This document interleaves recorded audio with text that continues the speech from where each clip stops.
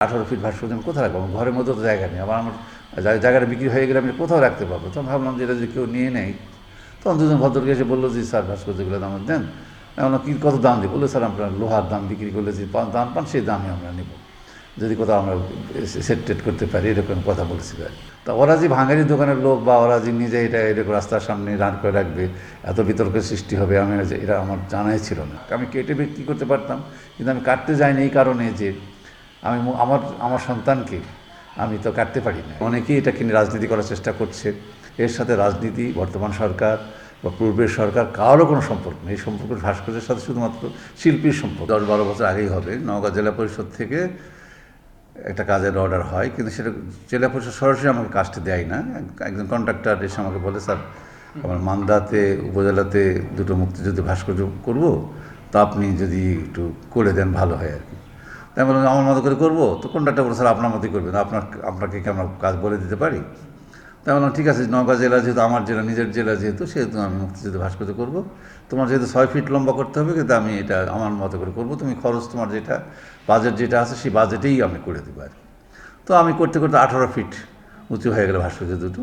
তো পরে এই তৈরি হওয়ার সাথে সাথেই দেখি যে ছাত্ররা এবং ওই কন্ট্রাক্টরও নিজেও ফেসবুকে ডাউনলোড করেছিল আমাকে না জানি। তখন অনেক সাড়া পড়েছিল, ভাস্কর্য দুটো নিয়ে বেশ হইচই পড়েছিল আর কি।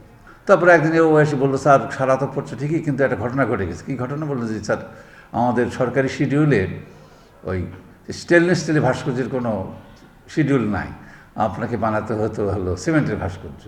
আমাকে যদি সিমেন্টের ভাস্কর্য না লাগে তাহলে স্যার আমি বিল পাবো না, স্যার আমি মাঠে মারা যাবো। তো এমন একটা কথা বললে তুমি, শেষ সময় এসে আমি ভাস্কর্য স্থাপন করবো আমার জেলায়। পরে বললো যে স্যার আপনি দয়া করে আপনি সিমেন্টে ভাস্কর্য। আবার আমি রাতারাতি আবার প্রায় 7 দিন 8 দিন কষ্ট করে চেষ্টা করে আমি ওই দুটো সিমেন্টের, ওদের যে মাপ যে ছিল সেই মাপে, একই মাপে দুটো সিমেন্টের ভাস্কর্য তৈরি করে মান্দাতে স্থাপন করি আর কি। তারপরে এই ভাস্কর্য দুটো দীর্ঘ 12 বছর ধরে আমার স্টুডিওতে পড়েই আছে আর কি। অনেকে মাঝে মাঝে এসে নক করেছে, স্যার ভাস্কর্য আমাকে দেন, নিয়ে যাই। আবার অনেকে বলছে, স্যার একটু থামেন দেখি হলো কোথাও লাগানো যায়। কিন্তু আমি ব্যক্তিগত উদ্যোগ নিয়ে এটা কোথাও লাগাতে হবে বা এরকম তেমন কোনো প্রচেষ্টাও করি নাই আর কি। কী জন্য যে তা আমি তো ফেরিওয়ালা না যে হলো ভাস্কর্য নিয়ে ফেরি করে বেড়াবো যে আমার ভাস্কর্য কিনে নাও এই কথা বলা যায়। আমি ভাবছিলাম যদি কেউ কোনো ভালো জায়গায় যদি স্থাপন করতে চায় তাহলে আমি এটা দিয়ে দেবো। কিন্তু এই 12 বছরে আমি কাউকে সেরকমভাবে দেখি না যে এটা গিয়ে কোথাও স্থাপন করবে বা কিছু করবে। একসময় আমি ভাবছিলাম যে বিশ্ববিদ্যালয়ে কোনো জায়গাতে যে স্থাপন করা যায় তাহলে করা যায়, সেটা নিয়েও আমি আবার কোথাও যাইনি। মানে আমি ব্যক্তিগতভাবে এইসব ব্যাপারে কাউকে বলতে যাই না, লোকজনই আসে, লোকজনের কাজ আমি করে দিয়ে। তারপর মাঝখানে আমার যে 14 কাঠা স্টুডিওটা যেটা, এটা অনেক জিনিস চুরি হয়ে যাচ্ছে প্রায় আমি ওখানে থাকতে পারি না। আমার কাজও এখন বন্ধ, আমি কাজও করি না, আমার বয়স হয়ে যাচ্ছে আর কি, আমার চাকরি শেষের দিকে। তো আমি ধারণা করছি যে স্টুডিওটা বিক্রি করে দিয়ে ঢাকায় আমি চলে যাবো আর কি। চাকরি আপনার চাকরি শেষ হয়ে গেলে আপনার রিটায়ারমেন্ট আর কি। যে 18 ফিট ভাস্কর্য আমি কোথায় রাখবো? ঘরের মধ্যে তো জায়গা নেই। আমার জায়গাটা বিক্রি হয়ে গেলে আমি কোথাও রাখতে পারবো? তখন ভাবলাম যে এটা যদি কেউ নিয়ে নেয়, তখন দুজন ভদ্রলোক এসে বললো যে স্যার ভাস্কর্যগুলো দাম দেন। আমি বললাম, কত দাম দিই? বললো, স্যার আপনার লোহার দাম বিক্রি করলে যে দাম পান সেই দামই আমরা নেব, যদি কোথাও আমরা সেট টেট করতে পারি, এরকম কথা বলছিল আর কি। তা ওরা যে ভাঙারি দোকানের লোক বা ওরা যে নিজে এটা এরকম রাস্তার সামনে রান করে রাখবে, এত বিতর্কের সৃষ্টি হবে, আমি এটা আমার জানাই ছিল না। এবং যে তথ্যগুলো আসতেছে, যেই মেসেজগুলো দেওয়া হচ্ছে, এই মেসেজের সাথে আমার কোনো সম্পর্ক নেই। কী জন্য যে আমি এরকম মুক্তিযুদ্ধের ভাস্কর্য নিয়ে অবহেলা বা কোনো কিছু, শুধুমাত্র আমি কেটে বিক্রি করতে পারতাম, কিন্তু আমি কাটতে যাইনি এই কারণে যে আমি আমার সন্তানকে আমি তো কাটতে পারি না আর কি। এমন কেউ যদি এটা বিনা পয়সায় বা অল্প টাকাতেও নিয়ে যায় কোনো জায়গাতে সেট করে, তাহলেও আমার জন্য ভালো হয়।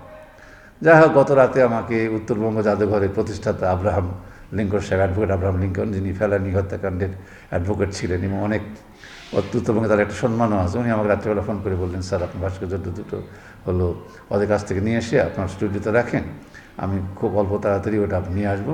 আমি ওনাকে বলেছি যে আপনাকে এটার কোনো আপনার সম্মানে দিতে হবে, কোনো মূল্য দিতে হবে না, ভাস্কর্যের কোনো মূল্য আপনি দিতে পারবেন না। তো আমি আপনাকে এটা দিয়ে দেবো, আপনি ট্রাক পাঠিয়ে নিয়ে যান, এবং এটা যেটা ভালো জায়গায় যাচ্ছে, ভালো জায়গায় থাকবে আর কি, এটাই আমার জন্য এটা অনেক গর্বের। এবং উনি কালকে রাত্রিবেলা আমার কথা হয়ে গেছে, উনি অল্প কয়েকদিনের মধ্যেই ওনার বিল্ডিং তৈরি হচ্ছে, বিল্ডিংয়ের সামনে এটা আমি বলেছি যে আপনার এটা শেষ করতে, এটা ফিনিশিং করতে, যদি কোনো জায়গাতে কোনো ত্রুটি বিচ্যুতি থাকে সেগুলো সব কিছু ঠিকঠাক করে দেওয়ার দায়িত্বটা আমার, কিন্তু আপনাকে এটা নিয়ে যেতে হবে এবং আপনার প্রতিস্থাপনের খরচটা আপনাকে বহন করতে পারে। তো উনি খুব খুশি হয়েছেন এবং উনি নিজেও, আমারও ভালো লাগতেছে যে এটা একটা ভালো জায়গায় এবং এই যে অনেকেই এটাকে নিয়ে রাজনীতি করার চেষ্টা করছে, অনেকে নানা রকম মেসেজ দিচ্ছে, এর সাথে রাজনীতি, বর্তমান সরকার বা পূর্বের সরকার কারও কোনো সম্পর্ক নেই। এই সম্পর্ক ভাস্কর্যের সাথে শুধুমাত্র শিল্পীর সম্পর্ক, এর সাথে অন্য বাবার সাথে সন্তানের যেমন সম্পর্ক, এই ভাস্কর্যের সাথে আমার এর ভালো মন্দ, এর খারাপ, এই যদি কোনো খারাপ জায়গায় যায় বা কেটে ফেলা হতো তাহলে যতখানি আমার কষ্ট হতো, এই কষ্টটা অন্য কারো হতো না। সেজন্য মানুষ এই কথাগুলো একদিন দুই দিন মনে রাখবে, তৃতীয় দিন আর মনে রাখবে না আর কি। এই কষ্টটা আমার কষ্ট, আমরা তিলে তিলে ভাস্কর্য তৈরি করি, যখন একটা ছবি যখন তৈরি করি, সেই কষ্টটা আমার নিজের কষ্ট আর কি।